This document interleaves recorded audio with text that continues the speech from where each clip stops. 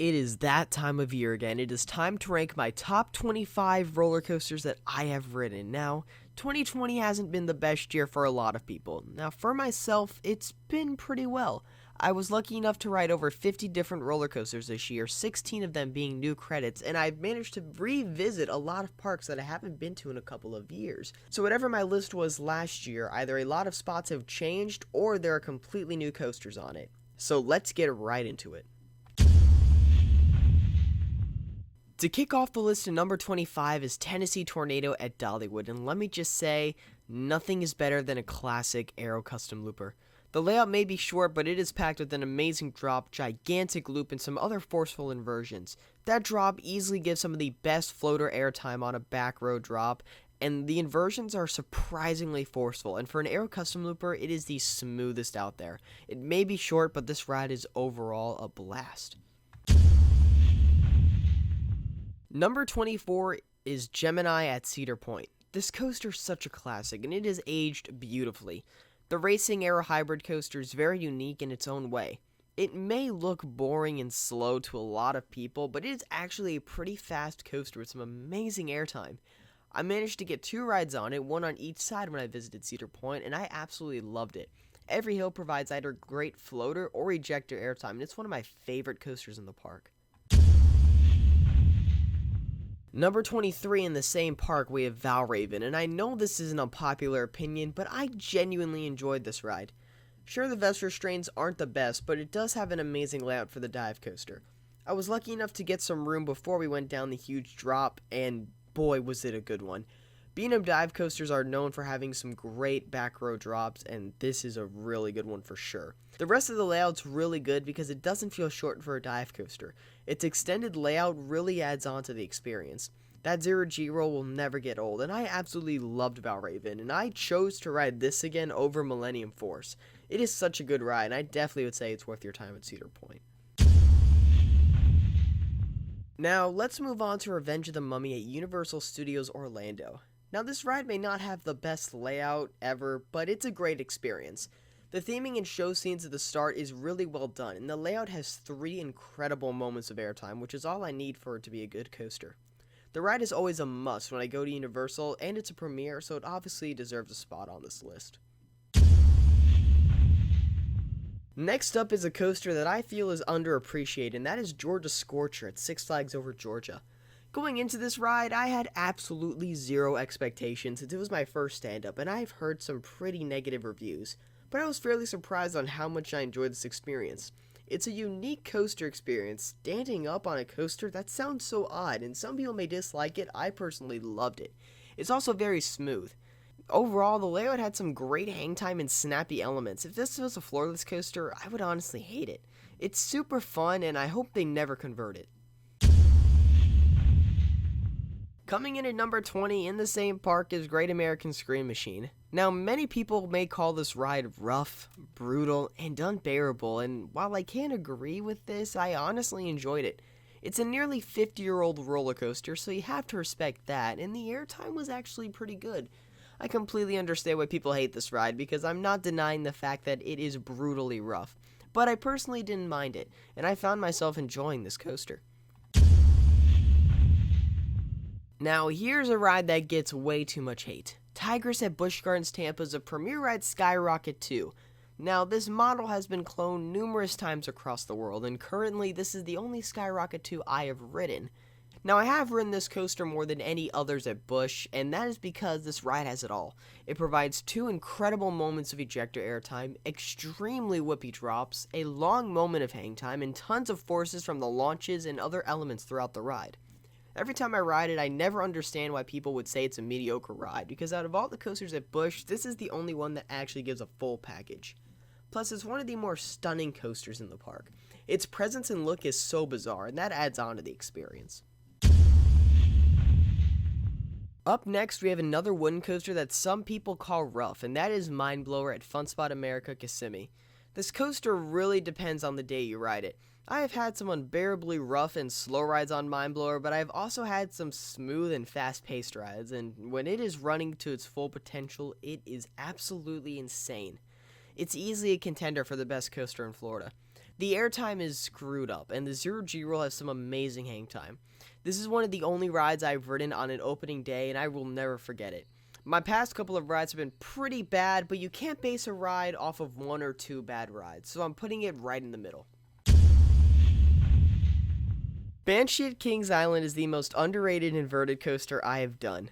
Most people called this ride rough, shaky, and unbearable, not only because of the vest restraints, but the way the track was made, and I agree that it is shaky, but in my eyes, this coaster is easily the most intense and powerful invert out there.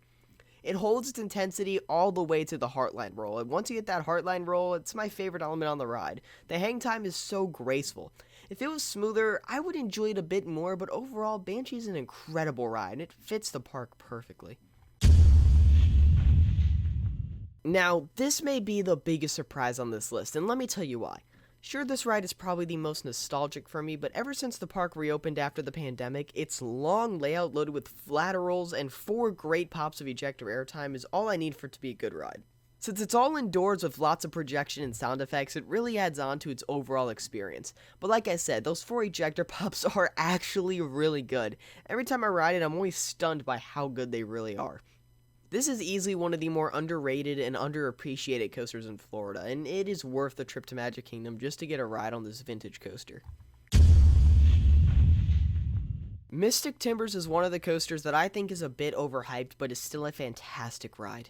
This GCI Woody is some of the most incredible pops of ejector airtime on any GCI because it starts so high off the ground and most of the layout is very low to the ground. It absolutely flies through those hills and even has some strong lateral moments throughout its layout. And it ends on a very sad note, and it's not my favorite coaster in the park, but at the end of the day, it's still a legendary wooden coaster. Now here's a ride that may not have the best layout on a coaster, but its overall experience is what makes it perfect. This ride does have 7 launches, a spike, and a drop track, which in my eyes makes it good enough, but the theming that surrounds the ride is astonishing. From its grassy/swampy terrain to its indoor theming sections, it's one of the best looking attractions out there. I'm one of those weird one who also prefers the sidecar more than the motorbike, mainly because you feel the transitions more, but other than that, HAGRID'S is a nearly perfect coaster that is worth the constant 2-hour wait. Now, a GCI that I slightly prefer over Mystic Timbers is Thunderhead at Dollywood, and I wasn't the biggest fan of this ride until my latest ride.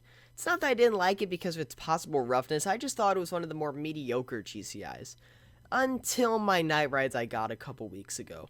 While the ride has become a bit rougher, it has my personal favorite seats on any coaster, and this overall is extremely aggressive.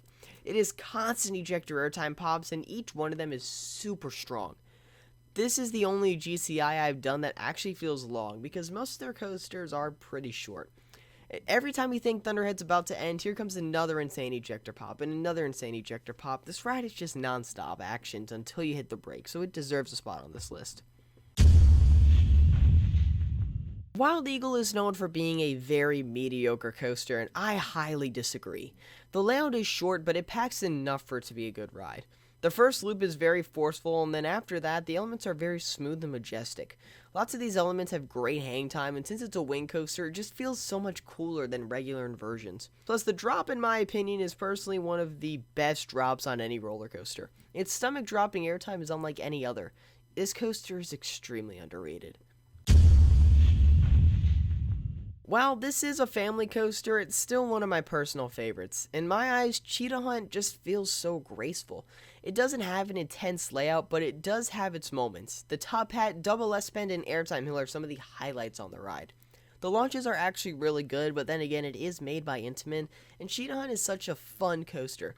Honestly, out of every coaster I've done, I can safely say Cheetah Hunt is the most fun to ride, and personally, it's my favorite in the park.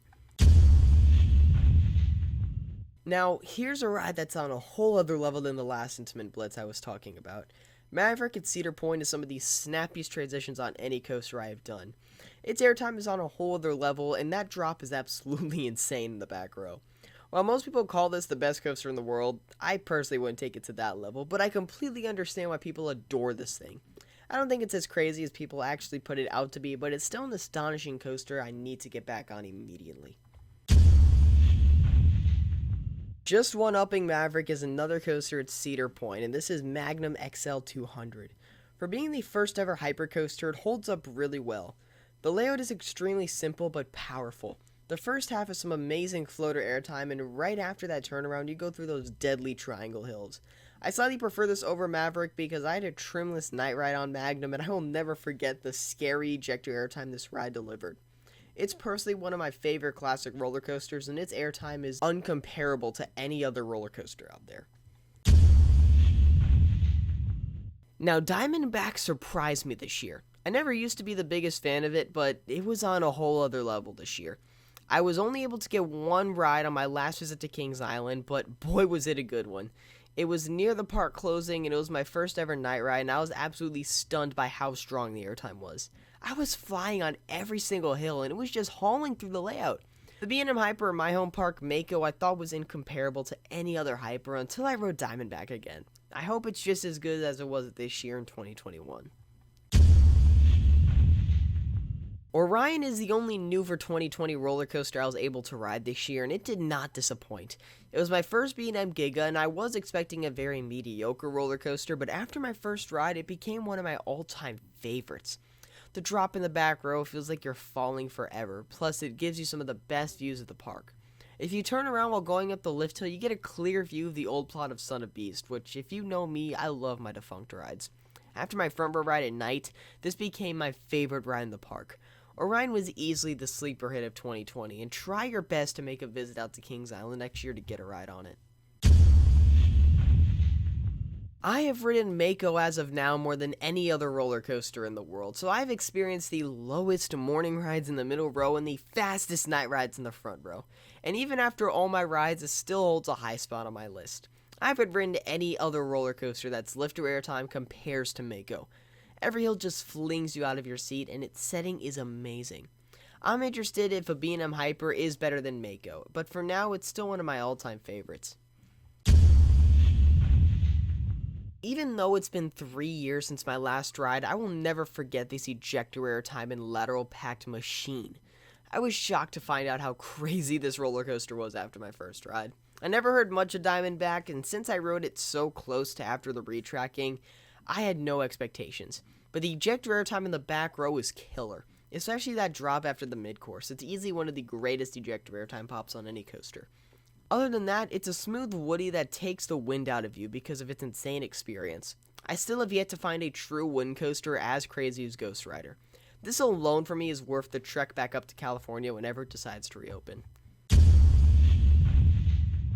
Good old Lightning Rod. Even though it was closed to my last visit, I still remember my legendary rides on this beast. While it may be short, it sure is sweet. The airtime throughout the ride is unlike any other, and that quadruple down is deadly to say the least. I cannot wait to ride Lightning Rod when it reopens after the retrack because rumors state that they will run it full speed again, so it'll actually run like it was designed to. I hope this is true because I would love to experience Lightning Rod the way it was intended to be. Anyways, L-Rod is still one of the best coasters in the world, and you should definitely try your best to get on this coaster. Kicking off the top 3 is an extremely underrated coaster, Twisted Cyclone at Six Flags Over Georgia. When I visited this park, I was able to get 4 rides on this thing, and I was stunned. Sure, it's small and short, but it has the strongest ejector airtime I've ever felt on a coaster. This one hill after the turnaround is literally the strongest pop of ejector I've ever experienced. While the first half is quite lackluster, the second half is what shines on this ride. I was shocked to find out how good this roller coaster really was, and I need to go back up to Over Georgia just to marathon it over and over again. While it may not be my number 1, it's obviously going to be extremely high on this list. When thinking about Steel Vengeance, you think of crazy ejector airtime, deadly transitions, and an action-packed layout from start to finish. All this is true.